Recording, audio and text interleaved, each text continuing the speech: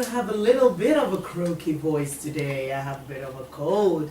This is your safety lady, Fayo Williams, always with you on Tuesdays 10:30 to 11. And today we are starting off shouting out a big tribute to an amazing, an icon, a role model, Professor Mrs. Dora Akunyili, who we lost recently. May her soul rest in perfect peace. We remember all her exploits at ensuring that we have safe food and drugs, and her name is written in gold. We will not forget her. Having said that, this morning we will be talking about elements of community security, essential elements of community security. And with me, I have today a safety expert and someone who does not want to divulge too much about himself. I think this is the security part of him. His name is Jade Niboro, and I've asked him to greet us even in his own language. Robo, I do. Now, wow. That's great. The only thing I know in Robo is Bigo. Because I went to Rorokwe just about a week ago. A friend lost her dad, 102 years old. Jade, you have to give me the kronje. You know, the expo for long life, because it seems as if it is genetic in that your area. So this morning, we just need to set the ball rolling and ask our expert who is in the house, what exactly is community security? Against the backdrop of all what we're going through in this country, we need to learn about this. What exactly is community security, and how is it different from community policing, which has been a little bit of a sore point recently in political circles?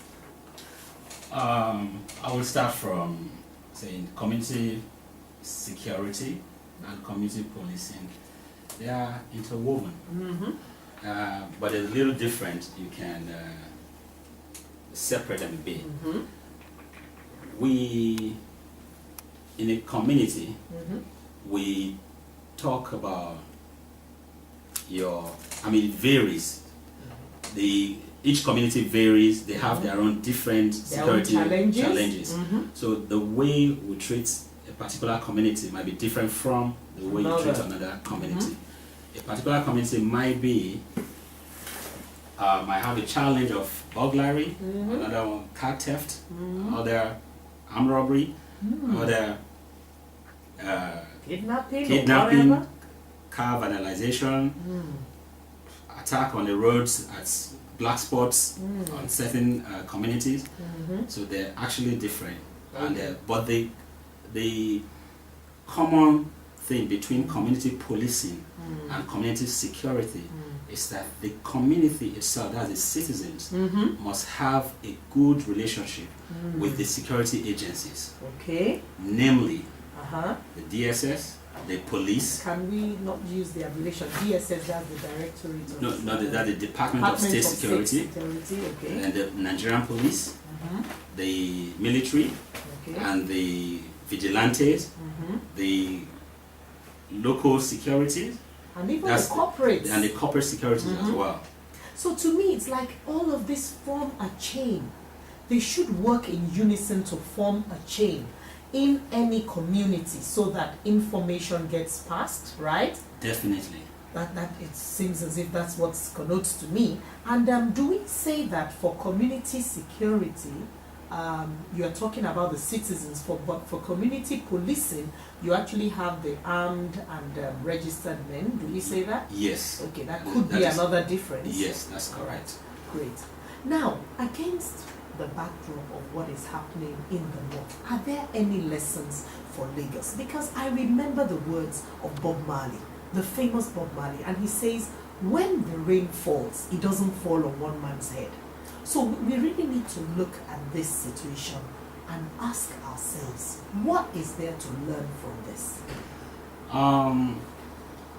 The happiness in the north, one of the greatest lessons to learn from it is that we should have it in mind that it is not only a northern problem. it is the whole country. And Lagos is not an exception. If we have it at the back of our mind that we have the insurgency here in Lagos, better for us. Than to believe that it can never happen. It can never happen. And if it does, God forbid. God forbid. If it doesn't happen, good for us. Good for us. But we should have it at the back of our mind. We should carry ourselves and police our state as if and our community as if it is happening here. So we should be on red alert. Is that what you're telling Yes, us now? yes. We should all be on red alert. Very correct. Great. What should we be looking for as citizens? You see, it's good enough to say, okay, now people, make una dey watch. Oh, if you see anything, come and tell the police. Now we see. What kind of things are we to watch out for? The definition of security. Security is everybody's business. True, just like safety, it's everybody's business. And in Lagos, I want to give kudos to the Lagos State's security agencies and the government because they don't sleep.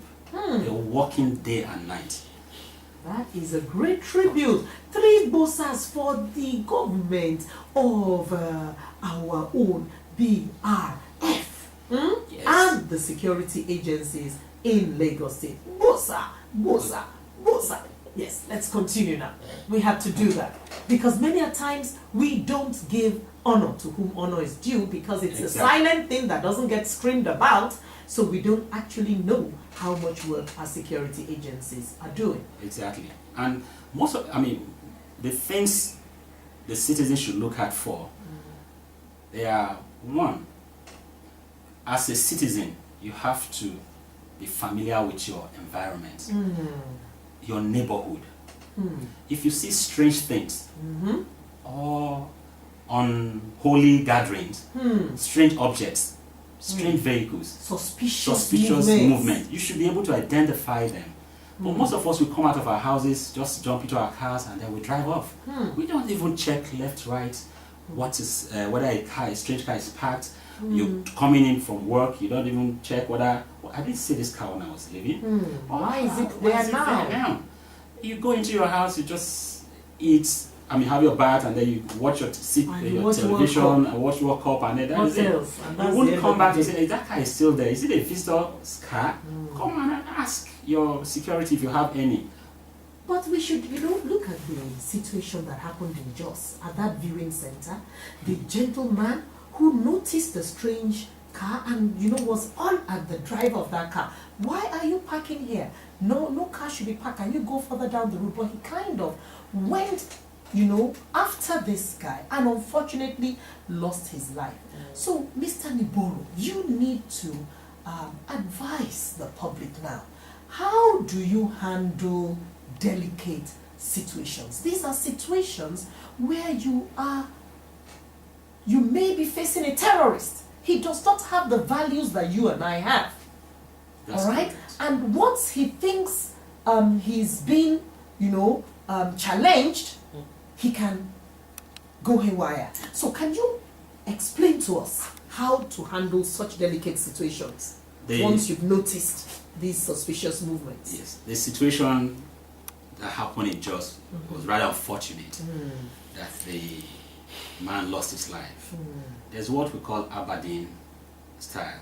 Now Scotland will they go today? Because he suspected the strange vehicle and he approached the man. Why are you parked here? But if he had applied the Aberdeen principle by going there and say, with a smile, gentleman, what are you doing here with your vehicle? Are you here to make delivery or are you waiting for someone? Can I help you? Can I help you? With a smile. And then, deep in his mind, he would have assessed the situation, assessed the man. Because a suspect always has a crossed pupil on his eyes. And he would know that this man has an ulterior motive. He will retreat, and then call for help, call the security. More specialized help. Yes, more specialized help. To the experts rather than trying to handle it on our own. there was a situation in an estate, which I think you mentioned. Yeah. Yes. The couple just moved in not quite 6 weeks into their new home in an estate, and he saw 3 young men in front of his house. He came outside and he confronted them. What are you guys doing here? Get out of my frontage. Get out of my house. I mean, get out of my frontage. Get out of my premises. And one of them drew out a gun and shot him. Wow. The man lost his life. That is so unfortunate. Yes. So those of us who live in estates, do you know the number of the security guards at the gate of the estate? Do you have a local police station like we have? In my estate, you actually have a local police station. Have you ever, strolled in at a time of peace, at a time you don't have a challenge, strike up a discussion with the DPO and say, please, can we just have your number so that if we're in distress, we know a number to call? I think we need to begin to do things differently. It seems as if these are times that are, times of danger. You have to rise up to the occasion and do everything to protect yourself. So what else can we do to protect ourselves? Now we know how to tackle someone who could be a villain, who could be an aggressor, to disarm the person with a smile. Yes. And then we need to know what to report. But there's this issue, a kind of mindset that our people have that, if I go report this person, then me myself, I go be a target. I have the same kind of thing told to me when I'm training in first aid. And they say, if I help somebody that hit and run driver, knock down, they will tell them that na me knock them down. How do we begin to overcome this issue of distrust? The security agencies, they are your friends. Good. And we have learned ones. If someone has made bad experience with any of the security agencies, it doesn't tarnish their image, because I know they are good policemen and they are good security agencies, and they protect as well. There are, but there are very, very, very good ones. What's our advice anyone to do?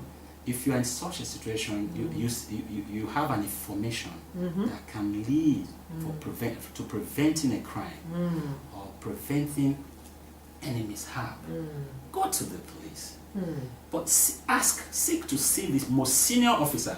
The most senior officer in any police station. That is the division, person to ask for. All right? Because with his rank and his wealth of experience, there is no way he will not handle such a situation discreetly and to protect you who has brought such a vital information. All right.